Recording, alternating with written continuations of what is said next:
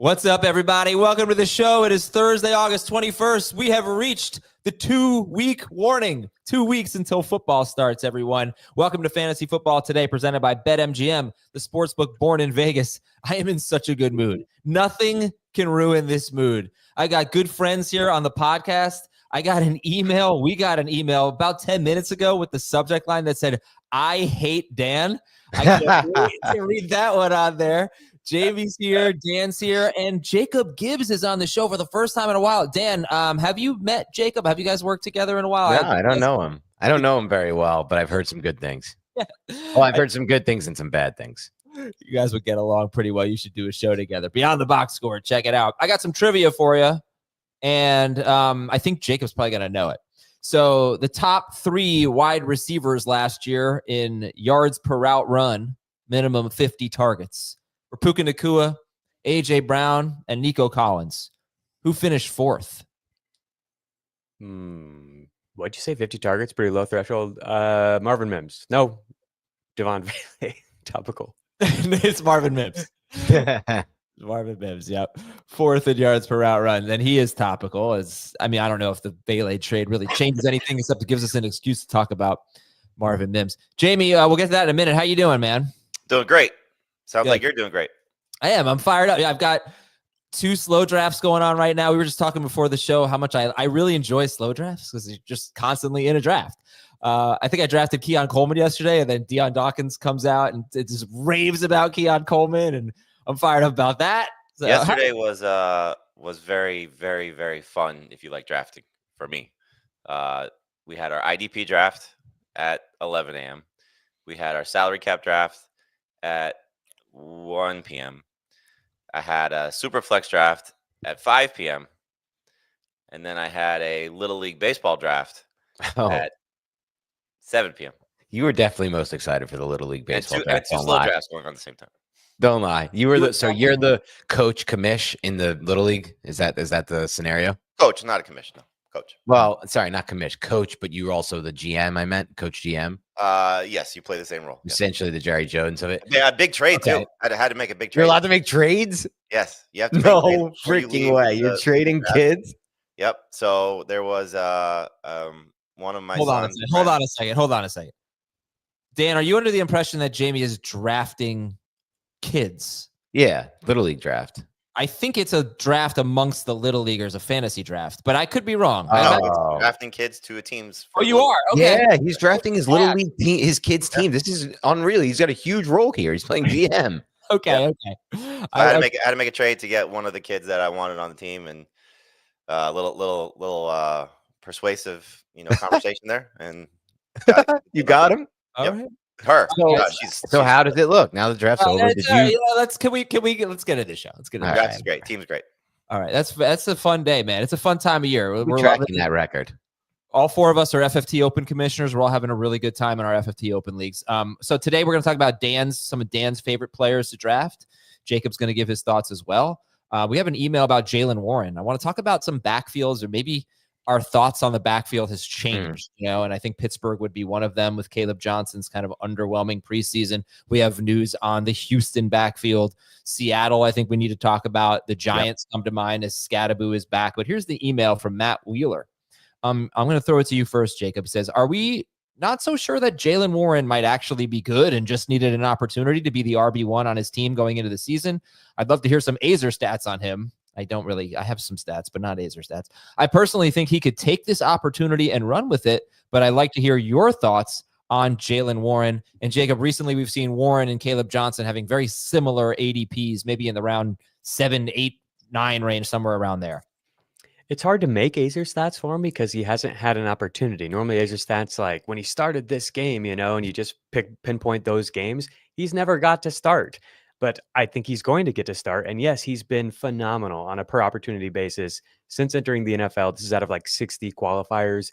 He's RB6 in yards per rush, RB4 in success rate, RB1 in avoided tackle rate.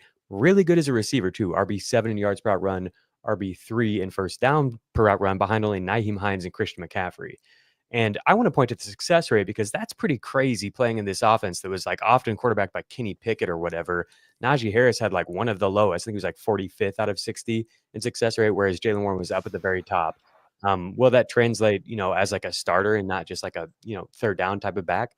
That remains to be seen, but he's done the absolute most that it could possibly be expected of UDFA. He just continues to get more and more work from Najee, and then they're like, Najee, you can go, so we'll see what happens next. The best thing that happened to Jalen Warren was Aaron Rodgers, because he is 40 years old and he cannot move, and he needs somebody to protect him. And Caleb Johnson still has to grow into that role, and Jalen Warren is one of the best in that role. Yeah, but who's actually graded higher in his pass blocking PFF grades over the last season is Gainwell. Yeah. Yes. Yeah. Which is why he's playing ahead of Caleb Johnson also. I just don't know. I mean, it's pretty rare to see a team use 3 running backs, I think, significantly. So I feel like Warren and Gainwell are sort of... How rare is it for Arthur Smith? Didn't Arthur Smith do it a few years ago? Or was I mistaken? Well, I mean, if you're counting the quarter out. I am counting him. What else would he be? But he had Patterson in Pittsburgh too, and didn't really use him unless Warren was hurt. Yeah, but right, there is that concern. He hasn't been very good at the goal line. He has only had, I think, said 8 carries inside the 3-yard line. He scored on 2 of them, Jalen Warren. That's not very good, but he's only had 1 of those at the 1-yard line. So, it's harder to score from the 3 than it is the 1. They've always had reasons to give him more work because Najee hasn't been that good, and they've never really done it. He has 2 games in his career with more than 13 carries. So there's a lot to like about him and a lot to, I think, maybe hold him back just because we haven't seen them give him that big role. But give me, in this format, I'm taking this Steelers running back first. So in non-PPR, I'm taking John, whatever it is. Jamie, how would you fill in that blank?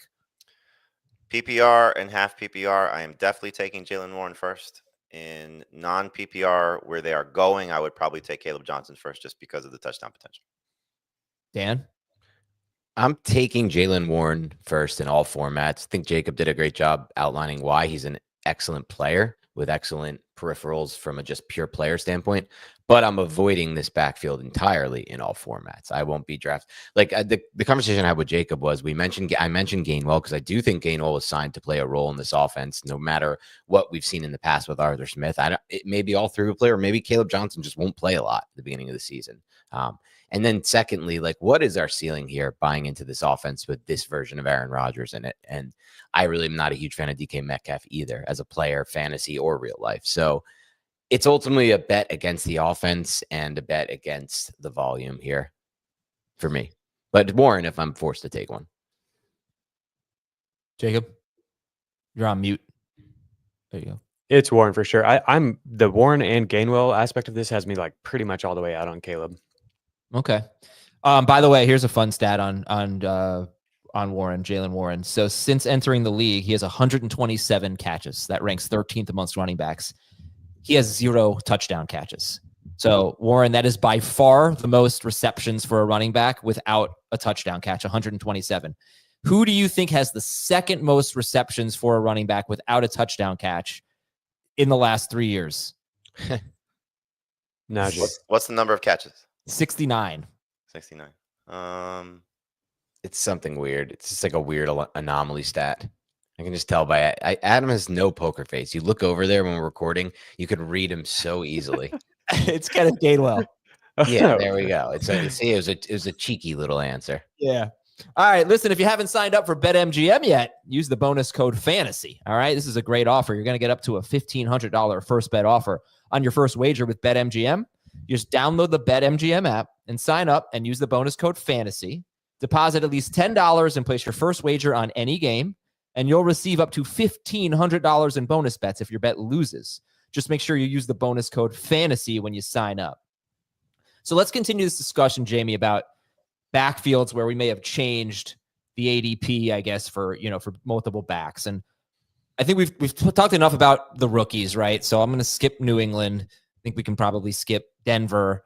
But the ones that came to mind were Pittsburgh. We just talked about Seattle. It's another, I mentioned what Brady Henderson of ESPN kind of wrote in a blurb about preseason week 2. Then he just wrote a full-on article about it that was published yesterday, I think, about Charbonnet having a bigger role and being healthy, right? And this is important right now for Ken Walker to get these reps.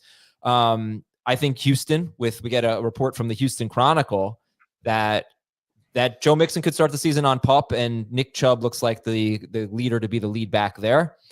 And the Giants, I think, are worth mentioning because Tracy, I feel like, has been a little bit of a riser for us. I have a little more confidence in him than I did at the beginning of the process. But Scadaboo's back now, and I know Dan is very high on him. So if you want to give me a quick rundown of those 3 backfields, Seattle, Houston, and the Giants, and how you're drafting them right now.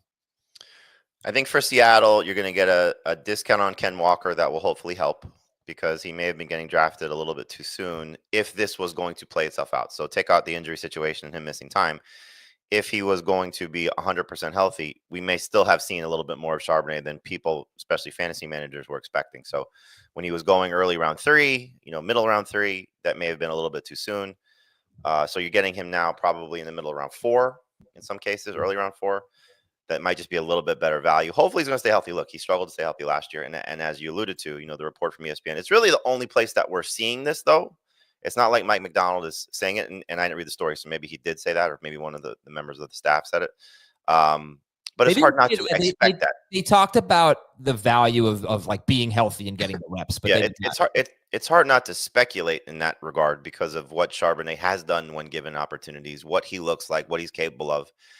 And I think part of it is, and you're seeing this play out in certain backfields in certain situations. Breece Hall is another one. These guys are coming into contract years, and you're seeing how these teams are valuing some of their high-end backups. And in the case of Charbonnet, we know they spent significant draft capital on him, and maybe want to see what he's capable of in case he's their starting running back in 2025 and 2026. So at some point, 2025 and 2026. Not that they don't know, but you never know. In any event, it's drop Walker a little bit. It's maybe taking you out of a great deal on Charbonnet because he's, been steamed up a little bit based on the injuries. I still would like to get a piece of this backfield because I think it's going to be very good.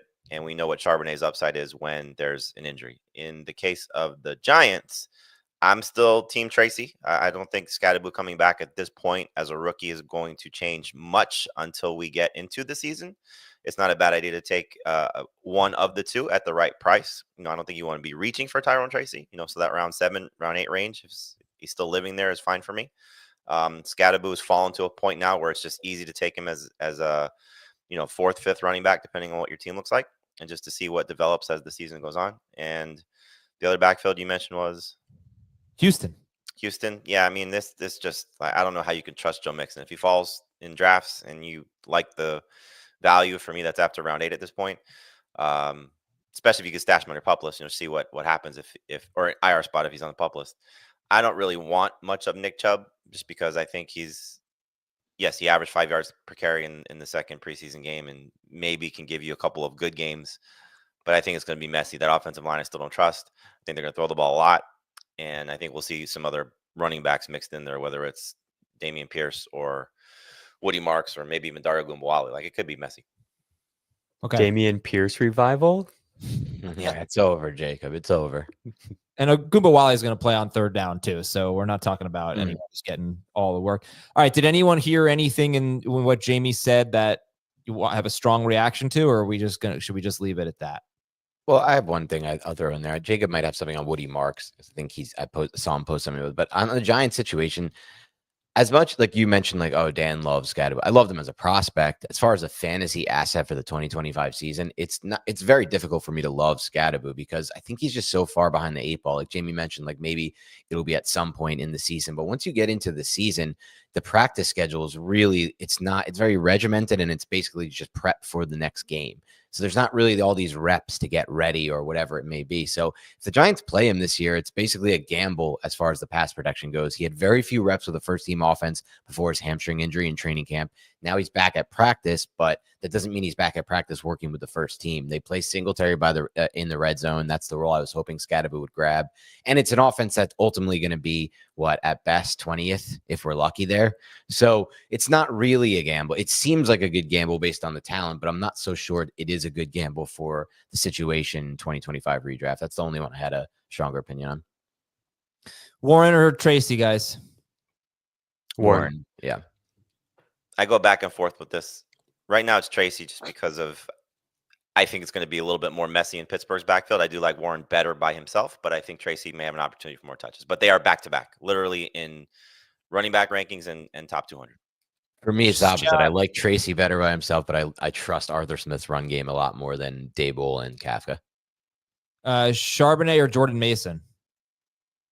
Again, back-to-back for me. I have Mason one spot higher. I think I would go Mason. I'm pretty high on Mason. I like his situation. Ken Mason. Walker. I'm sorry, Mason around. Okay. Ken Walker or Chuba Hubbard? Ken Walker easy. For the upside. Even me, I'm going Walker, and I'm not a Walker guy. Walker. Okay. Ken Walker or Travion Henderson? I have Kenneth Walker ahead of I'll go Walker. I would go Walker if I had to. Of those two. Two Walkers and a Henderson. I have all of Triple H ahead of Walker at this point. Oh, okay. Harvey too. Okay. Yeah. I just the foot injury scares me. I mean, anytime this guy gets hurt, he gets hurt. Totally fair. Jacob, people have been asking me, how do I get Jacob's rankings? I don't know what to tell them. FFT newsletter. They'll be on Sportsline as well, the Sportsline Fantasy Football Bible. Yeah, but FFT newsletter goes out for free. I'll have a rankings update this week for sure before Friday. By the way, Cam Scadaboo, I mentioned this a lot during the draft process, but if you're kind of new, didn't listen in the offseason, he has my favorite touchdown run that I saw in college last year. It's against Cincinnati. If you put on YouTube, Cam Scadaboo lowers the shoulder on a touchdown run. It's a 1-yard touchdown run where he gets pushed back to the 6-yard line by 2 defenders, gets by both of them, and then trucks someone going into the end zone. He's awesome, man. He's so Cam Scadaboo. It's the appeal of him. It's really cool. All right, we're going to take a quick break. When we come back, we're going to read the email that said, I hate Dan. And we're going to get some of Dan's favorite players and some news and notes. Don't worry, Dan. This is all fun. You'll laugh. And we'll be right back on Fantasy Football Today. I hate Dan. When you need your sports news all the time, we've got breaking news to bring to you. CBS Sports HQ gives you a snapshot of all the sports that matter to you. When you need your sports in a snap, find it on CBS Sports HQ. Streaming free anywhere you are. Subject line, I hate Dan. This one came from Scott, and he says, hello, Jesse James, Frank Abagnale, I believe, Bonnie, Clyde, and Dan. I guess these are all I don't know. They're all thieves. Content thieves. Okay. They're all thieves. I don't have a question, just a Dan-esque rant. I am in the Schneier FFT Open division. We're drafting now. I'm picking 10th. Dan is 9th. On almost every odd numbered round, Dan is picking the guy I want just before I get to pick him. Who takes Jaden Blue in round 9? There goes my plan from 3 rounds ago to pair him with Javonte Williams. Worse yet, I have introduced my 13-year-old to fantasy this year. He is helping me draft, and he really wanted Saquon Barkley. And of course, Dan hates kids and stole Barkley from us in round 1. I just hope I have stolen a few of his picks in the even rounds. Yeah, you know what? I'll have to take a look back. My guess is you have, because it sounds like we think alike. And I apologize, especially for the Barkley. I wanted your son to have Barkley. He probably likes him more than I do at this point in his career. By the way, he says, I am the funniest. He says, Adam is the funniest on the show. Oh, that's the only reason you read this thing. Oh, man. And he's from an Air Force family. So let's thank his family for their service. Thank your family, but the comment about Azer was unnecessary and untrue. We have great written content on our website. Go to cbssports.com/fantasy/football. Also go to sportsline.com where you can see a lot of Jacob's stuff. Amazing value what you get for a very, very inexpensive membership on Sportsline. But on cbssports.com/fantasy/football, there's about 1,000 Jamie articles up right now. He's writing. No one writes more than that, man. Yeah, it's crazy. But we also have mock draft reviews. We have sleepers, breakouts, and busts from all the analysts. We have tiers. So a lot of things that we don't get to cover on the podcast. Great written content. cbssports.com/fantasy/football. News and notes. Lamar Jackson got his foot stepped on, but he's okay. Cooper Rush is Baltimore's backup quarterback. Should not be needed, hopefully. Atlanta offensive lineman Caleb McGarry left practice with a leg injury. And their backup's like out for the year, something bad. Their backup is swing tackle. Yeah, that's a bad situation. Yeah, so are we... also, it's Penix's blindside protector. Right. Yeah. So are we doing anything about this? Not yet. Not yet, but I'm not thrilled. I already have my concerns when it comes to Penix and his profile and why I didn't want the Giants to consider him at 6 overall. A lot of fans did. I always was concerned at how he'll deal with pressure. He didn't have to deal with it much at Washington. When he finally had to against Michigan in that college football playoff game, it was a nightmare. And that's what NFL teams do. They confuse you. They rotate safeties down post snap, and they blitz you from angles you're not expecting. So I still am waiting to see that this year and how Penix deals with it. It's not going to be great if his blind side protection, number 1 and 2, McGarry and his backup are both injured. So I got to see what that injury is, how many weeks it is. Right. It's 6 to 8 for the backup Storm Norton. No, I mean for McGarry. Yeah, we don't know yet for McGarry. I did mention that Buffalo offensive tackle Deion Dawkins raved about Keon Coleman. Coleman on CBS and on NFC ADP in the last 10 days. Since August 12th. He's wide receiver 50. Jamie, where do you have Keon Coleman? Early 40s. Okay, so good value there on Coleman. 51% catch rate last year for Coleman. That was one of the worst in the NFL, but third in yards per catch, 7.4 yards after the catch with a 15.2 yard ADOT is insane. Not repeatable. I keep going back to the 2 games prior to the wrist injury in week 9 against Miami. You know what, though, Jamie? You always forget. You don't mention the third game. He played most of the snaps in the third game, and he was terrible in that game. Against the Dolphins. Yeah. Yes, but I'm just saying, like, in terms of things starting to click, we always see this. Rookie wide receiver, second half of the season, especially guys that are unpolished, things start to finally start making sense to them. Yeah. And I think that's, I'll go back to it. Not just that. They just trade for Amari Cooper. He's explaining mid-play what Cooper needs to do. Like his understanding of, what they were trying to teach him, I think was starting to click. And so how that translates to on the field stuff, I think got stunted a little bit because he had to miss time. And then he wasn't the same when he came back.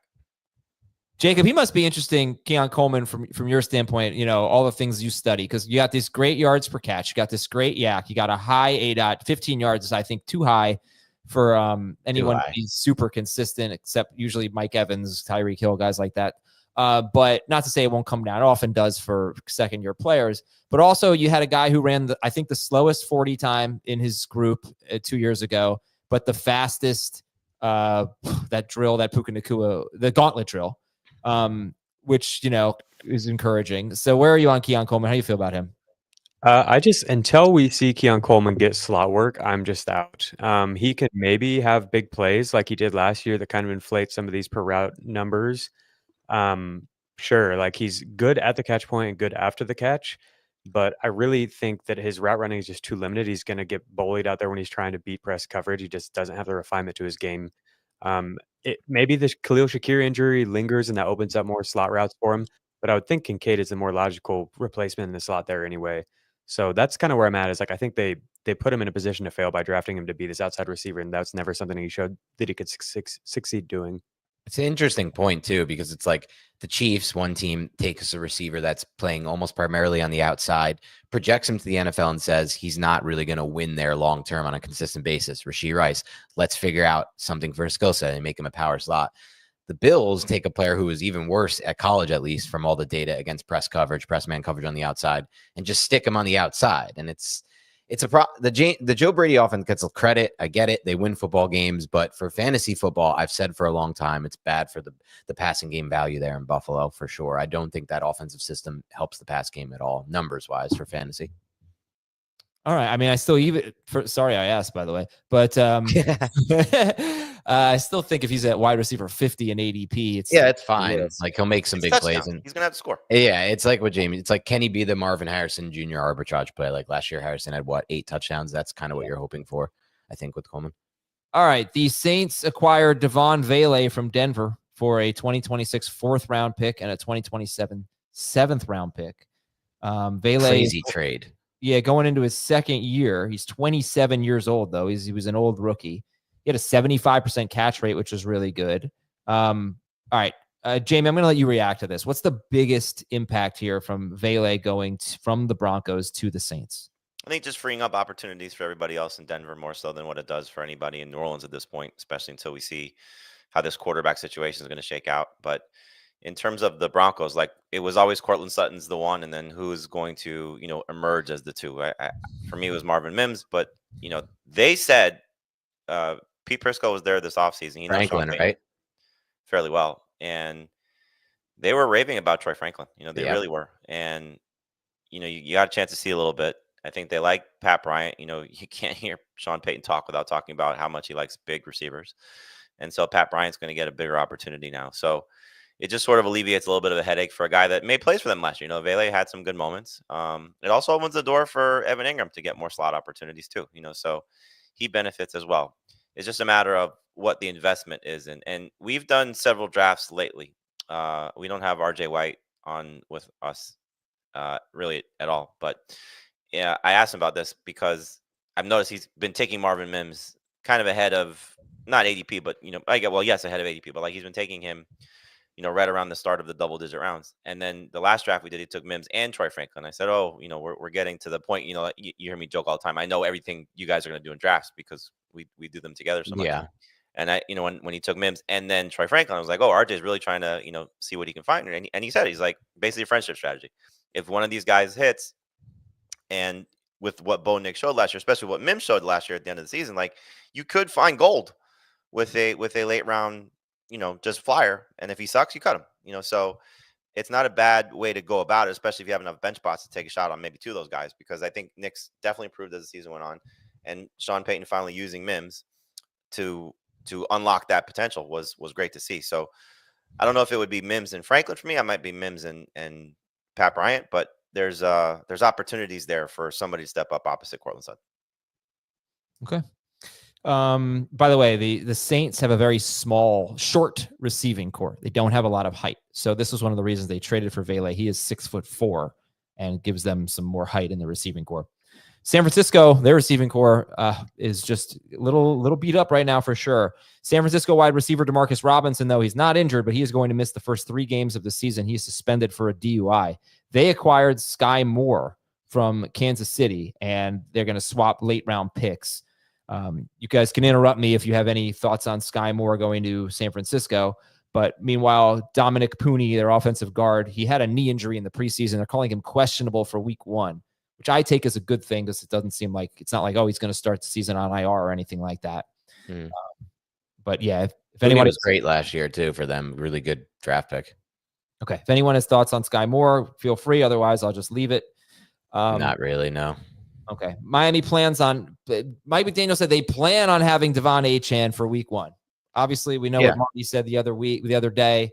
They also stressed calf injuries. You have to be patient. So I would not sit there and maybe pencil him in, but don't put it in pen for week 1 for Achane. I drafted him yesterday in that Superflex draft with my 3rd round pick.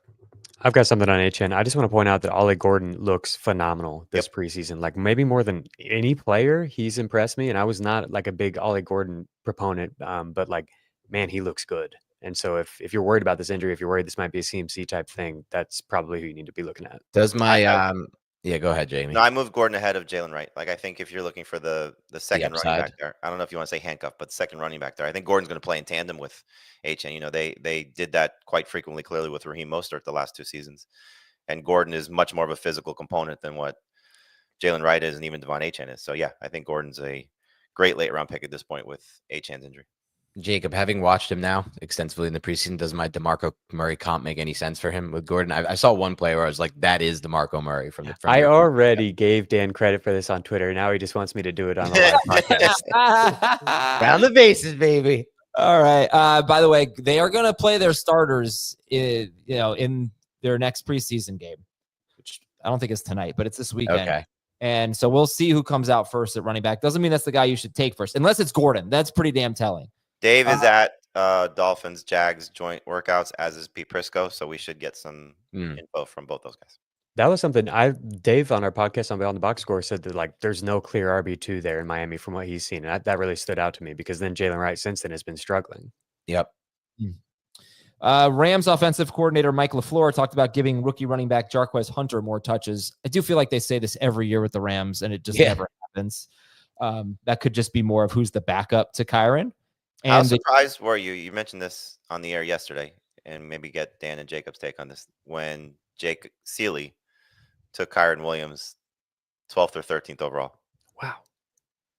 I was surprised, but you're not getting him at 36, right? So if he's your guy, you take him there. But I'll say, so one thing about Kyren is in a full PPR league, you look at his receptions total, and it's not that impressive. But it was pretty good in his rookie year. He only played 11 or 12 games, and he has one of the highest, or last year he had one of the highest third down participation rates. He just never got targeted on third down, but at least he's on the field all the time. Yeah. So you could definitely see a big jump in receptions from Kyren Williams. And then if that happens, then I do think it would be justifiable to take him 12, 13, but I was pretty surprised. I get it though. It's like I see what Jake has some interesting football takes, and I like him. He has his own unique takes on a lot of stuff, and it ends up being right. And I think what he's chasing here is some of the backs you're taking around him, or we're taking before Kyren, all of us aren't as necessarily guaranteed to get the same kind of role. Like there's an opportunity for Kyren to get, like you said, Adam, most of the passing down work, all of the red zone work, all the between the 20s work on an offense that if Stafford stays healthy, there's going to probably be a pretty damn good offense with an easy schedule. So I don't hate the take. I wouldn't do it because I'm not a Kyren guy, but I don't hate it. Sorry, go ahead, Jacob.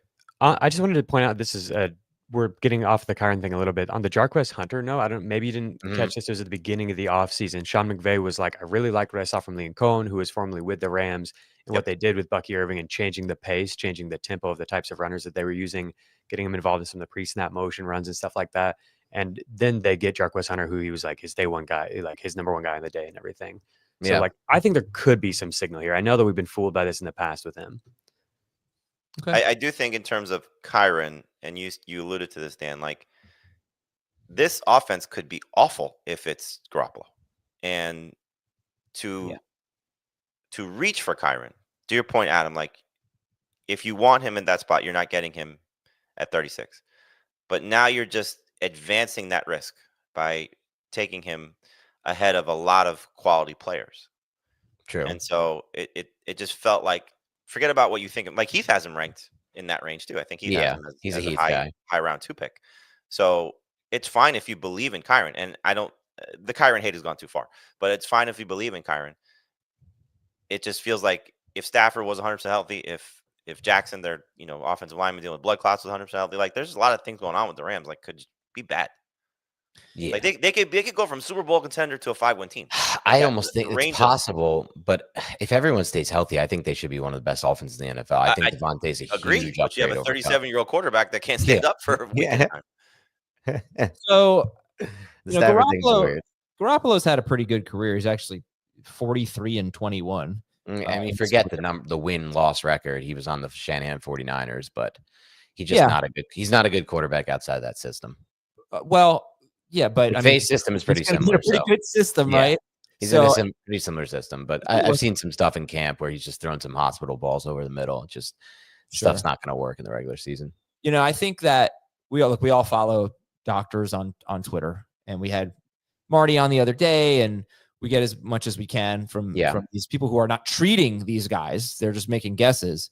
It does seem like the fantasy community is more concerned about Stafford maybe than anyone else. I mean, I think so. For example, Malik Neighbors has 3 injuries. He's still wide receiver 4. Still not really practicing, was at practice, but didn't participate in any team drills. Puka is wide receiver 9. Yeah, Jefferson has missed a month and has not moved from his average draft position at 2, which, would be telling if he's sliding a little bit. But, I mean, part of it is I think, again, his age. You're talking about a 37-year-old quarterback. So where would you rank Puka if Jimmy Garoppolo were the starter for the entire season? Great question. Let me take a look. Probably wide receiver 11. If it was Jimmy G all season, I'd put him 8th. Definitely not 8th. I'm leaning 10th, but yeah, I'm leaning 10th. 12 after Ladd McConkey. Yeah, I respect it. I respect going lower, honestly. Like push comes to shove, I'd probably still take Higgins and McConkey over him. Okay. All righty. I think that's it for the news and notes. The Jets traded for 2 defensive tackles. The Dolphins took Darren Waller off the PUP list, and the Titans took L'Jarius Sneed off the PUP list.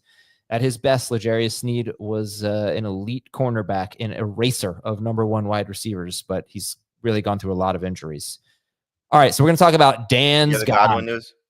No, what's the Godwin news? So Godwin and Tristan Wirfs are going to be taken off the PUP list, according to Adam Schefter, and not to be ready for week 1, to ramp them up for the early part of the season. So Godwin, I think if I saw the report correctly, will not start getting ready until week 2. Really? Well, this is huge news, though. I did not see that part of the report. That's So crazy let me just make sure I have it correctly. No, you probably do. I just saw that. I know they're ramping him up, and that means that he's not, he's not ready. But So, I didn't mean, see the big thing is week 2 for your roster management, he will not be able to be stashed, which is almost worse. So this is what Schefter said. Buccaneers plan to, according to sources, Buccaneers plan to activate Chris Godwin off the PUP list and have him on their 53-man roster to start the season, but only to begin his ramp-up process for games, not to immediately play in them. Godwin is still unlikely to play until October as he continues recovering from the fractured ankle he suffered last year. He's expected to start practicing in week 2, but the team thinks he is right where he should be at this time and pleased with his recovery. So we still may not have him for a month, but you might not be able to stash him, which stinks. What? Why on earth would they take him off PUP if he's not going to be ready till October? Yeah, that doesn't make it could just be what sense. How they're managing their roster at this point. But in any event, if that does come to fruition, then we have a tough decision to make when you're drafting him, because it's easy to draft him and say, okay, I may have this stud in the second half of the season and I don't have to worry about managing my roster. Now he's taking up a bench spot. You're right. Can they still put him on PUP before the season? Now it's over. Yeah, once you come off PUP. Okay, it's a one-time deal. I was pretty sure of that, but I wasn't certain. They could, if I understand it correctly, put him on short-term IR. Yeah, okay. They can put him on short-term IR. I knew there was some option, which would be the 3-week version, right? Isn't that what it's at? Believe so. 4? No, 4, I think. 4. It's either 3 or 4. That I would imagine. Like, if they're taking him off PUP, they're definitely expecting to get him back by week 4, I would imagine. All right, well, listen, fill in the blank. I would take Mike Evans over these wide receivers. I mean, he's like 13th for me, so I have been easier to say the 12 in front of him. I've been so high on Evans this entire season. Let's see where I have him. Well, would you take him over Devontae Adams? I've got some, yeah. Devontae Adams, Tyreek Hill, Garrett Wilson, Cortland Sutton. Yeah. Okay. Yeah, it's the same range for me, really. I take him over Harrison. All right. I would take Emeka Egbuka over these wide receivers. Oh. He's now over. This is who it really helps. Xavier Worthy. Jamison Williams. No. DK Metcalf. He would, but no. Wow. You are really high. Warren, DJ Moore. I'm low, man. I think on Egbuka, just listening to this. All right. Let's take a break and get back and talk about Dan's guys, some of his favorite players to draft, including basically you just stole my list. All right. We'll be right back. But that's okay because Dave accused me of stealing his list. So you, me, and Dave list. We'll be right back on Fantasy Football Today after this.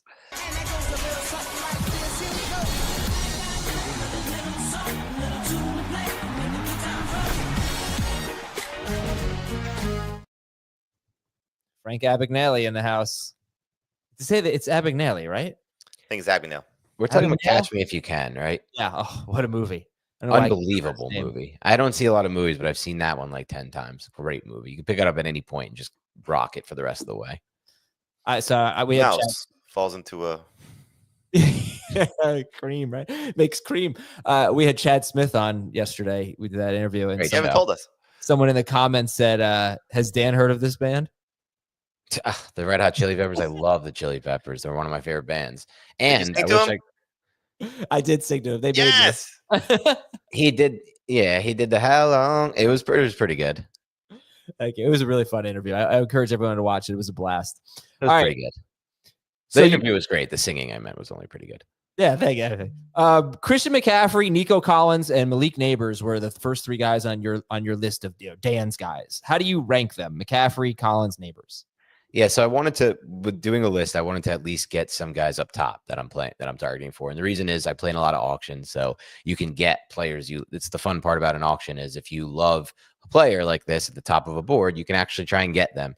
And so out of those guys, I would rank it CMC, then Nico, then Neighbors. But I do kind of love them all at cost right now. CMC, I've loved at cost this entire offseason, and I will love at cost because I have him as my RB2 overall. And, you can get him 8-9 spot in a snake draft. And there's risk behind drafting a player like Christian McCaffrey. But really when it comes to this fantasy season, and this advice, by the way, is for PPR leagues and half PPR leagues. I don't play in a lot of standards, and it would change. I wouldn't like Christian McCaffrey as much in the standard format. But with McCaffrey, what I'm chasing now, and you'll see this with another player I've listed as a my guy later in this draft that Jacob also likes, what I'm chasing now are what I deem to be unicorn players in fantasy. And what makes them a unicorn player is that they're running backs who actually have a role in the pass game. This is becoming fewer and far in between. Date back 3-4 years ago, there were plenty of backs we could target with roles in the pass game. Nowadays, quarterbacks don't throw to the running backs. Maybe it's the shift in how defenses are playing them, but we're seeing fewer and fewer targets to this position. So the guys who actually get it, McCaffrey, Achane, another player I guess I shouldn't mention right now, but we'll talk about in a bit, are the guys that I want to target in these half PPR and PPR leagues. They're cheat codes if they continue their involvement. And really, when you're facing McCaffrey from a schematic standpoint, you play him in man, he's going to beat you in man. You play him in zone, he's going to find spots in zone. He's a weapon in the pass game. He's by far and away the best route running back in the NFL. Fully healthy. Injuries behind him on the 49ers offensive line. I like that. Also, I like the fact that their schedule is easy. They should have Trent Williams back for at least at the beginning for a full season. Hopefully he'll stay healthy. Everything really aligns outside of he has an injury history. So for me, I'm not going to bank on a player who is supposed to be injured at some point when there are plenty of guys I can fade who are already injured in this game. Right. It's true. Right. Okay. So McCaffrey won for you, and then Nico, then Neighbors. Yeah. Nico for me is, if we're, I mentioned this earlier on a show. If there's anyone I want to bet on besides Chase to be wide receiver 1, it would be CeeDee Lamb. Well, if there's another player I get to bet on after that, it's Nico Collins for sure to be the wide receiver 1 overall in fantasy this year. And the reason being something Jamie alluded to earlier. It's a schematic thing. I think looking at this Texans situation, there is no way they're not going to be top 3, top 4 in the NFL in pass attempts and hopefully in pass yards. And in that regard, hopefully the passing touchdowns will come with it. I think Stroud can have a big bounce back season. You got to temper. You got to pull that back. To say there's no way the Texans are going to be top 3 or 4 in pass attempts. No. I'm saying I think sorry, I didn't frame that right. I think they're very likely to be top 3 or top 4 in pass attempts. That's my point. All right. I mean, I feel like a little ambitious, but it's ambitious until you look at the situation going on there. They have no run game whatsoever. And they're going to have to try to move the ball through the passing game. I mean, unless Mixon comes back earlier than we expect and that offensive line takes a big jump in the run game, I think what we're looking at is a team that's going to be really heavy in pass volume, has added multiple weapons to their pass game, Christian Kirk, Jaden Higgins, Jalen Noel, to a situation where last year, with the injuries there, Nico for a few games and Tank Dell for a lot of games, they were a really banged up wide receiver unit. It's going to get so much better for Stroud in this passing game, which I also think is going to help Nico Collins. But Nico Collins to me is somebody who the stats bear it out. Yards per route run over his career, elite, one of the best of all time. Just an absolute ball winner. One of the few guys left in the NFL, like an old school Julio Jones type who can win as the isolated X boundary receiver because he's that damn good at football. And that's chunk plays. That's 15-yard in breakers, 15-yard out breakers, posts, vertical plays. So just a player I want on my roster. Just to clarify, though, Diggs missed most of the season. Dell was hurt at the end of the season. Dell at the end, yeah. But Diggs also out. Good point. Forgot about him almost. But even in the first 4 games of the year before Nico got hurt, he was on pace for over 200 targets. And I think Dell missed one of those games, but Diggs played all of them. Obviously, target earner. Not expecting 200 targets. But I think those players being out hurt Nico Collins and the offense as a whole. I think it's going to be only a good thing to have receivers who can scare defenses. And that's what and just keep the ball moving and keep in more red zone opportunities, more scoring opportunities. And clearly a big story with this team is what their offensive line will look like, because a lot of people are expecting it to be the worst. Internally, though, they are expecting it to be a little bit more sound, so they're missing some high-end talent, but they talked a lot about chemistry and continuity with the players that were there a year ago. And you don't lose a Laramie Tunsil, I think, and get better, but maybe across the board, the unit gets better. Right. And so as the season goes on, hopefully that's going to play out in how they perform and protect CJ Stroud. But it's kind of funny because they had, by most accounts, a better offensive line last year than they did in his rookie season. True. He was running for his life, and he played a lot better. So I think like what Jacob's alluding to is like just better talent around everybody is going to help the entire, was it small boats rise all tides? However you say it? I know what you're alluding to, but I don't know what it is. Rising tides lift all ships Close, or yeah, something like that. Yeah, I think that's I it. butchered it, but you get the point. Yeah. Tides, Crimson Tide. So Jacob, I know you want to share some data. I want to share my screen. So Nico Collins, I'll give you some data. Wide receiver 1 in fantasy points per route run over the past 2 seasons combined. He's very, very good. That was even with the dysfunctional offense last year. If I can share my screen here, beyond the box score, I'm going to fill the role of plug god here. That's what we call Dan, and plug our show. Today we're going. Well, to be fair, it's what I called myself, and nobody should be giving themselves nicknames, but for some reason I did. Go on. Today we're going to go through and look at the best values at ADP. So if I can share my screen here, we've got like CMC not at 101, Nico Collins at the 1-2 turn, Chase Brown round 2 is at like S tier, A tier, B tier. What type of values are these? We've got over 30 players. So we'll make Dan like choose who is your absolute favorite value. I think it's gonna be a lot of fun. Awesome, man. Yeah, You can find that over on the FFT channel, Beyond the Box Score. right. And subscribe to it on Apple Podcasts. It used to be the FFT Express feed. Now it's Beyond the Box Score. Just We got our great own green stuff. logo. Please rate and subscribe. Just great stuff. Best host in CBS is on that show. So, Has he cleaned up his language yet? That guy? One mistake, one error.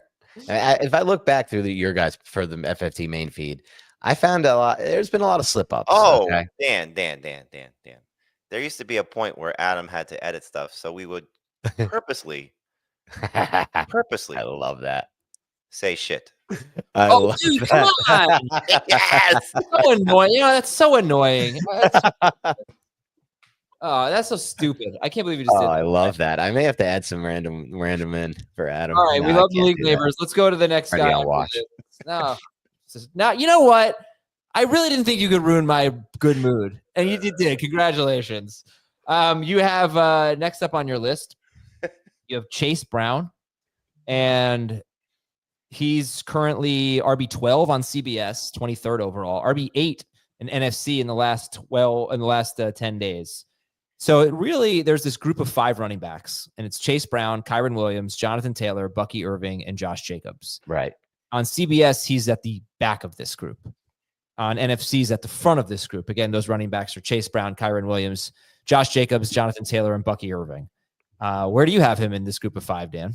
You know, looking at it right now, I moved him all the way to the. Now I still have him behind Taylor because of the news of Daniel Jones, and I still have him behind Josh Jacobs because that situation's too good. But I can be convinced taking him over either of those players. And if I'm in full PPR, I am taking him over both of those 2 players.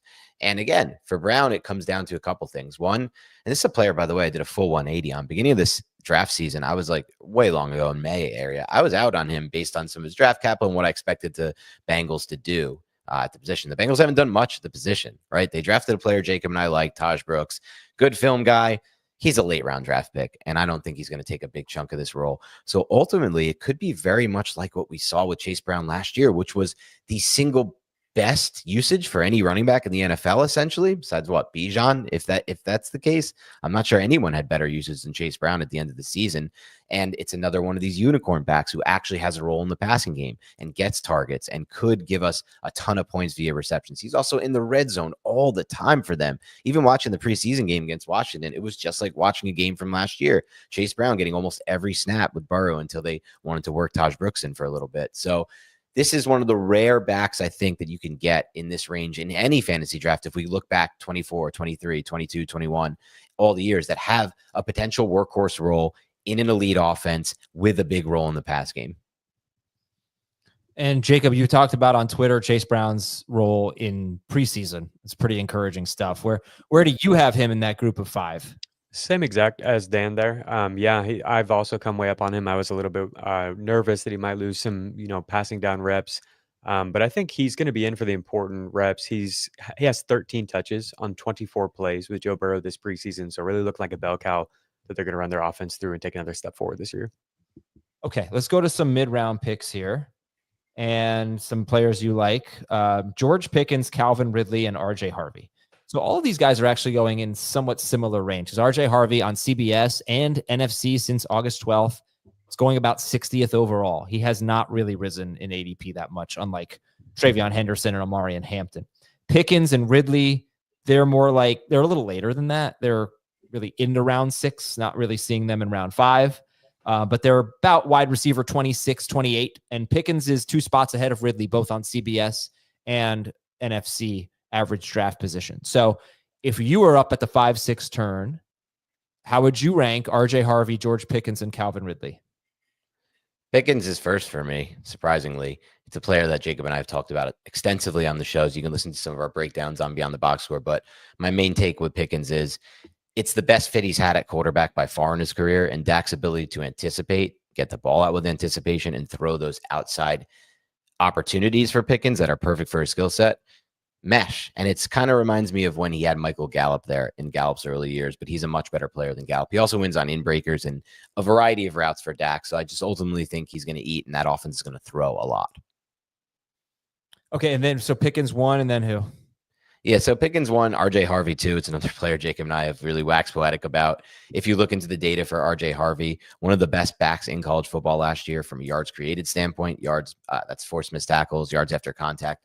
Perfect fit for that system. And all backs in Sean Payton offenses get involved in the passing game one way or another, either via design passes or in the flat. So should have a role in the passing game, should make explosive plays that win us weeks in fantasy, and is behind a top 10, maybe top 8 offensive line. Top 2. Top 2? That's fine. Well, they're really good. That's kind of where I see Denver's line ranked. Their scoring last year from ESPN, from PFF, was basically number 1. Yeah. And I think people consider the Eagles to have a better line, but yeah, it's Eagles, Lions, maybe. Well, maybe not Lions. They have some changes, but yeah, I like that take.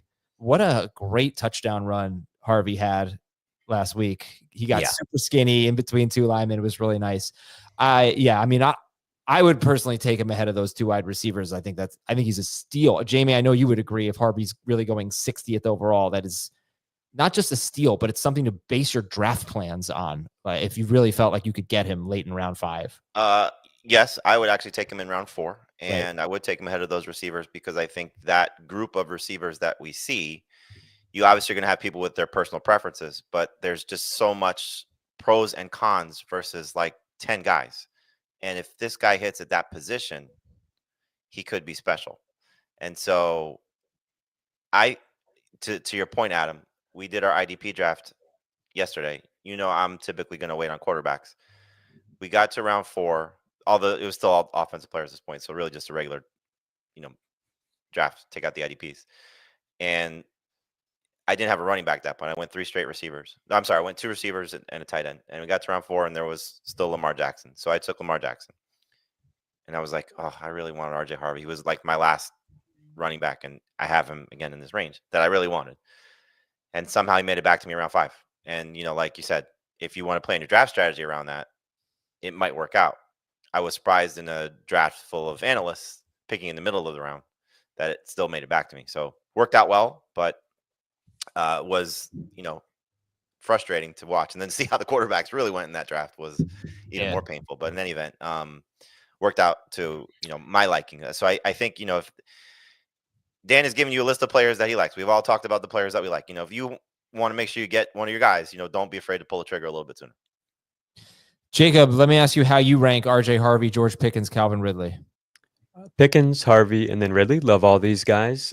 Really think Pickens could put together just a monster season. There's so many things contributing to that. But yeah, in the FFT Open, I just took Pickens and Harvey at the 4-5 turn and was thrilled to do it. Okay. Nice 4-5 turn. 4-5 turn. Pickens at the 4-5 turn. Wow. That's early. So it's very early versus remember which wide receivers were there? I mean, I'm assuming Xavier Worthy, who Tedderell McMillan. I hope you didn't take him over Cortland Sutton. You like Sutton a lot, right? I don't think Sutton was on the board. But yeah, I needed a receiver, and he wasn't going to make it back to be the next pick. So I was happy to do it. I think he's going to have a huge season. Okay. Colston Loveland is next on Dan's list. He continues to go after Tyler Warren, and in some cases, way after. Who do you like better? I definitely think overall I have Loveland higher, though. It's a concern because I do kind of see the path for Warren with Daniel Jones in now. It's just ultimately I'm a little bit worried about Warren and Downs eating into too much of each other's role there in Indianapolis and buying into a pie. buying into a piece of a pie that I don't want to be in, which is the Colts passing game. When it comes to Loveland, I had a higher grade on him coming out than Warren. I loved his ability to create separation on the vertical seam. I loved his ability on the routes that you see Ben Johnson try to work a lot in the Lions offense, which is kind of a lot of especially against man coverage. It's mesh. It's having receivers running crossing routes over the middle. That's something Loveland can run despite being a tight end. He's long and he covers a lot of ground. So I just think his skill set fits the offensive system well. Does that mean we're going to see the volume we need for him to be the breakout we're hoping he will be? That's the question I have. It's why I still don't have him ranked as high as Jacob does, who I think probably will roster him in all leagues. Ultimately, it's the role in the offense. It's a bit uncertain, but I have no questions about the player or the fit in the scheme. Yeah, Jacob, where do you have Colston Loveland ranked? I know he's been someone you've been talking about since day one, basically. Very high. I like uncertainty at times. When we're looking for upside, I like ambiguity with a target share. To me, when I look at this team, there's no clear-cut wide receiver one target hog. There are guys who could fill that role, but we don't necessarily know who it's going to be. And we have the new coaching staff, so that further complicates things. Colston Loveland has flashed elite target drawing upside. His target per route run rate in his third season at Michigan was the highest of any tight end in the time that I have the data, dating back to 2017, with 200 or more routes run. So that's higher even than Harold Fannin. And that was with almost no screens or design targets. He was just going and winning. He's a route winner.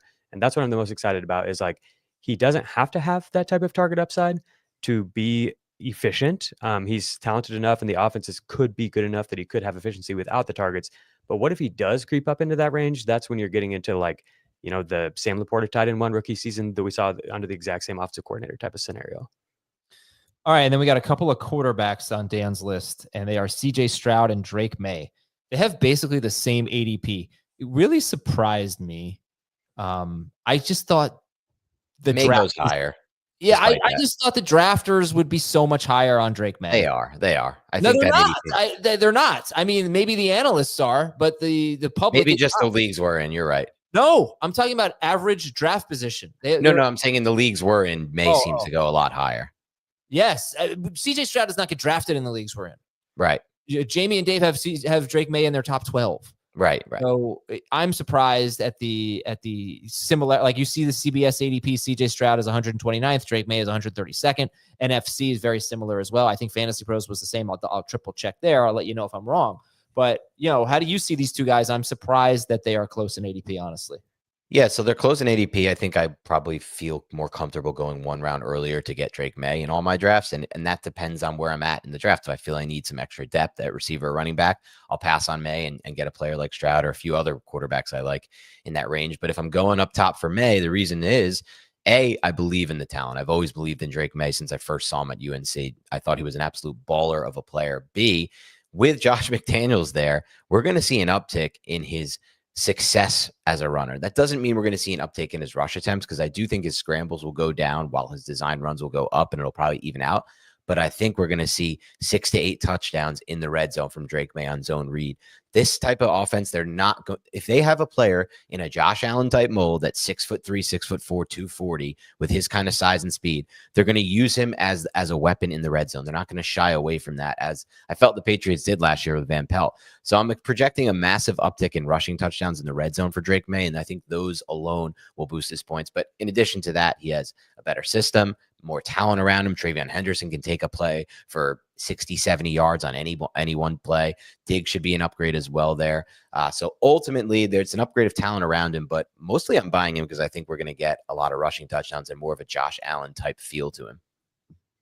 So look, we've said a lot about Maye, and there's so much appeal. Jamie has Maye 12th and Stroud 21st. In fact, Jamie, Dave, and Heath all have Stroud 21st. Yeah. Dan, why are we too low on Stroud? I'm the only high one on Stroud. I've looked around the industry. Nobody likes Stroud except for me in fantasy football this year, which is fine. I've alluded to a little bit of it earlier. I think the passing numbers are going to be super, super high from a volume standpoint. And look, we chase volume like crazy at all of our other positions. Receivers, we pop up people like Garrett Wilson just based on volume alone, essentially, it seems like, and talent for sure. But I think Stroud is a talented thrower of the football, and I think his volume is going to be exceptional. And ultimately, I think he has better weapons than he had last year. And we're just 1 year removed from him being a top 10 quarterback in fantasy, mostly due to his arm. So I see him getting back to a 4,000 plus yard season, Adam, 35 touchdowns in that range. with the weapons that he's added. And for me, that's a top 12 quarterback. All right, we got a few minutes left. Jacob Gibbs, sorry to keep you on the sideline for so much of this show. What would you like to who would you like to talk about to end the show? This has been a treat. I just wanted to come listen to Dan. I feel like too often Dan plays the host role, and I saw some of his takes. Was like, I didn't even know this was your guy. I'm excited to hear this. Yeah. Check out Beyond the Box Score. Like I said, I think today's episode is going to be really, really fun. I'll take you through how much time do we have here, right? Yeah, about 5 minutes. Five work for you? 5. Yeah, 5's great. So I've got an interesting stat that I want to introduce you guys to. I think it is relevant as we've talked about, Marvin Mims, Courtland Sutton, a lot of these players today. So yards per route run, you're probably familiar with yards per route run by now. People point to it as a very predictive signal of wide receiver skill, but there are a lot of things that come into effect and ways to contextualize yards per route run. And so what I did was I filtered out sacks, screens, scrambles, and snaps under center to provide what I thought. I was just playing around with a lot of things, and this is what I landed on as potentially a more accurate signal of wide receiver skill. So sacks and scrambles are plays where there's a route run, but there's no target on the play. And so that really lowers the rates for somebody like Rome Odunze, who's playing with Caleb Williams and taking a historic amount of sacks and also scrambles a lot. Screens are similar where, on a DJ Moore screen, Rome Odunze has no chance of drawing a target. On a Marvin Mims screen, there's no chance of Courtland Sutton drawing a target. So that also kind of weighs down the rates. And then why did I take out snaps under center? Snaps under center are kind of an efficiency hack. So we talked with Rich Rebar on Beyond the Box Score. He said 85% of snaps under center resulted in play action, which is such a high number, but it makes sense. Play action is an efficiency hack. And if you look at yards per out run on snaps under center, it's 31% higher compared to shotgun, pistol snaps, which not to say that those are bad plays. It's just more efficient for a number of reasons. There's fewer wide receivers on the field to compete with for targets when you're under center. And just in general, you're selling to the defense that you might be running the ball, which then, results in more open looks down the field. And if you want to look at this on Twitter, I did a thread. You can search, Jacob Gibbs sacks, screens, scrambles, and snaps under center, and you'll probably find it. Some of the players who stood out the most to me are some of the guys we talked about today. Nico Collins at the very top, but the Denver guys in particular, Courtland Sutton, within this lens, looks like a true wide receiver one. Higher rates in terms of first downs and yards per route run than like Malik Neighbors, who had incredible data last year. His target per route run rate on these plays was 32%, which is like true wide receiver one stuff to get to that high of a rate. That's in the same range as Justin Jefferson and Drake London and Amon-Ra St. Brown and players like that. And so I think, a lot of the Devon Vele, Marvin Mims design touches maybe lowers his numbers. And so he falls into this maybe sort of awkward range where he's not quite at the elite rates. But if you think that Denver's offense could take a big step forward, I think from a skill standpoint, Courtland Sutton is somebody who has continued to get better and better and is probably one of the top 12 or 15 receivers in the league. Wow. If this offense elevates even further, it wouldn't surprise me at all if he gives us like a Terry McLaurin season or even better last year, where like if the touchdown spike, I think he had 8 or 9 last year. I think that could easily be like 12 this year if the offense is a lot better.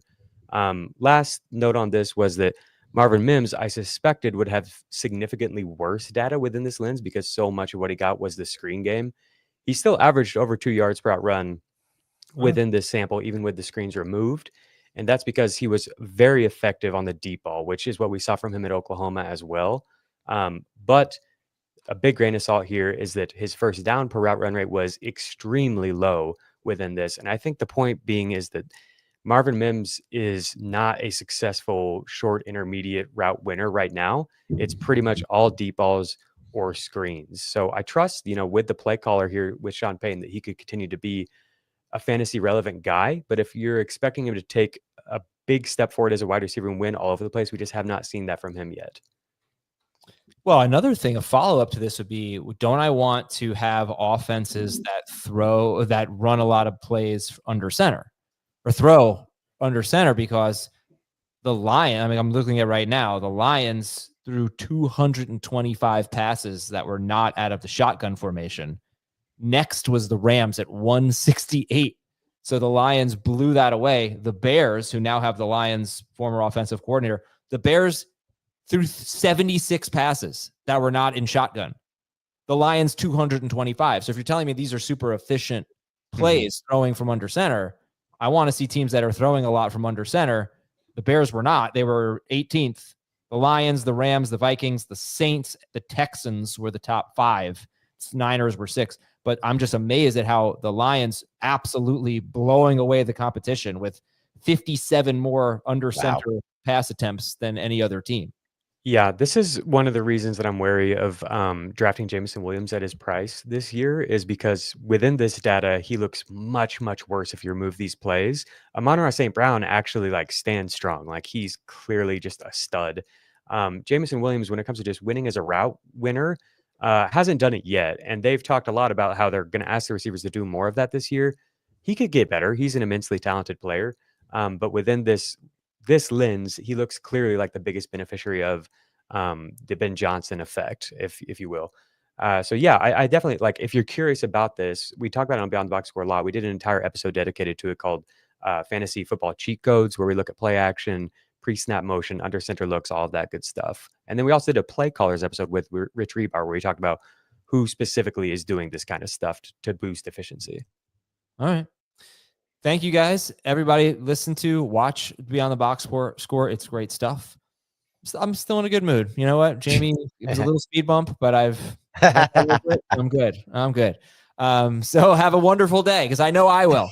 And I will talk to you. We will talk to you on Express very shortly. And tonight, mailbag tonight. What time? 10:30? Yeah, so we have to talk about that, because I forgot there's a Giants game on tonight too. It's a complicating matter. I don't know that we can go much later than that, Dad. Okay, we'll figure it out. Midnight. I'll figure it out. Midnight, you bleepers. Tonight, mailbag. We will talk to you later, everybody. See ya.